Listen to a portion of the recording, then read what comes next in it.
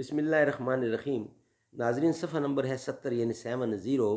سیرت النبی جلد دوم ہے اور آج کا یہ تیسرا ویلاگ ہے اور ہیڈنگ ہمارا نماز چل رہا ہے۔ نماز کا ایک حصہ بیان کر چکے ہیں، نماز کب اور کیسے فرض ہوئی وہ بیان کر چکے ہیں پہلے ویلاگ میں۔ انشاءاللہ دوسرے ویلاگ میں اس کا بقیہ حصہ آپ کی خدمت میں ہم پیش کرنے والے ہیں۔ ناظرین، اردو زبان میں سرور عالم صلی اللہ علیہ وسلم کی سیرت پر جامع ترین کتاب سیرت النبی صلی اللہ علیہ وآلہ وسلم، رائٹر ہیں اس کتاب کے علامہ شبلی نعمانی رحمۃ اللہ، علامہ سید سلیمان ندوی رحمۃ اللہ، یہ رائٹر ہیں اس کتاب کے۔ بسم اللہ الرحمن الرحیم، الحمد للہ رب العالمین والصلاة والسلام علی رسول محمد وعلی آلہ واصحابہ اجمعین۔ ناظرین، آج کا تیسرا ویلاگ آپ کی خدمت میں پیش ہے۔ قرآن کریم فرماتا ہے، ان ربک یعلم انک تقوم ادنی من ثلثی اللیل ونصفہ وثلثہ وطائفۃ من الذین معک واللہ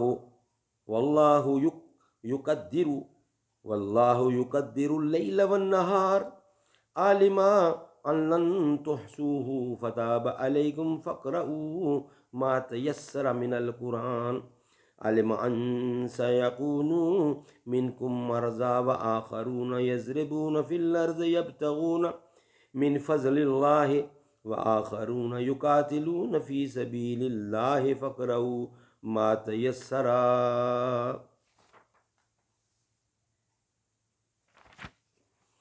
تیرا پروردگار جانتا ہے کہ 2/3 رات سے کم اور آدھی رات اور تہائی رات تک نماز پڑھا کرتا ہے، اور کچھ لوگ اور تیرے ساتھ خدا ہی رات اور دن کو اندازہ کرتا ہے، اس لیے جان لیا کہ تم اس کو گن نہیں سکتے۔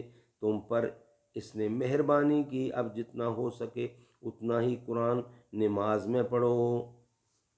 اس نے جان لیا کہ تم میں بیمار بھی ہوں گے، مسافر بھی ہوں گے، جو خدا کی روزی ڈھونڈنے کو سفر کریں گے۔ لوگ خدا کی راہ میں سفر جہاد کریں گے، بس اب جتنا ہو سکے اتنا ہی پڑھو۔ رات کی اس نفل نماز کا نام تہجد ہے۔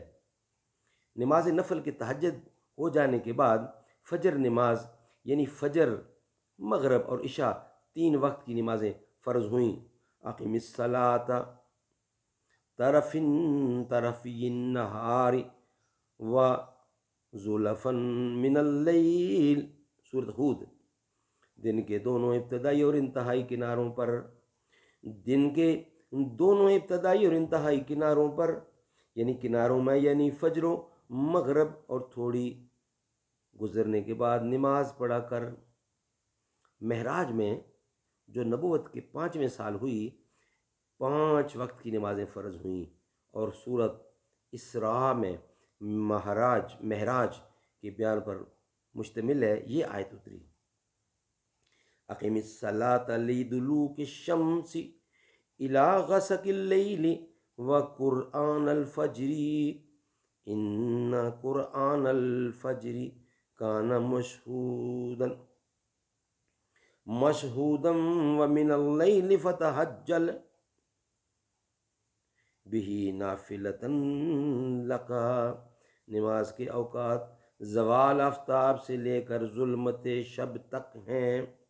ظہر، عصر، مغرب، عشاء اور صبح کی نماز میں سب جمع ہوتے ہیں، اور رات کو تہجد یہ تیرے لیے مزید ہے۔ لیکن رکعتیں 2 ہی رہیں۔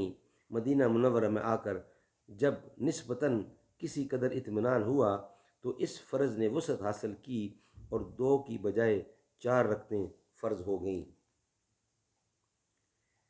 بائیں اما نماز میں خشوع اور تسکین و وقار کے جو ارکان ضروری ہیں، ان کے لیے جس اطمینان کی ضرورت تھی وہ رات تک نصیب نہیں ہوا، وہ مدت تک نصیب نہیں ہوا، اس لیے فوراً وہ ارکان اور آداب لازمی نہیں قرار پائے، بلکہ رفتہ رفتہ ان کی تکمیل کی گئی۔ پہلے لوگ نماز میں آنکھ اٹھا کر آسمان کی طرف دیکھ لیا کرتے تھے، بالآخر حضور اکرم نے فرمایا یہ کیسے لوگ ہیں کہ نماز میں آسمان کی طرف نظر اٹھا کر دیکھتے ہیں؟ ایک مدت تک یہ حالت تھی کہ نماز پڑھنے میں کوئی کام یاد آ جاتا تو کسی سے کہہ دیتے، یا کوئی سلام کرتا تو نماز ہی میں جواب دیتے۔ پاس کے آدمی نماز میں باہم باتیں کیا کرتے تھے۔ جب مہاجرین حبش سن 6 ہجری واپس آ کر خدمت اقدس میں حاضر ہوئے تو حضور اکرم نماز میں مشغول تھے۔ معمول کے موافق لوگوں نے سلام کیا لیکن جواب نہیں ملا۔ نماز کے بعد حضور اکرم نے فرمایا کہ خدا نے اب حکم دیا ہے کہ نماز میں باتیں نہ کرو گے۔ اس وقت سے بات چیت کرنا یا سلام کا جواب دینا بالکل منع ہو گیا۔ آمین ثم آمین۔ بجا خاتم النبیین۔ انشاءاللہ اگلا چوتھا ویلاگ آپ کی خدمت میں پیش کر رہے ہیں اس کے بعد۔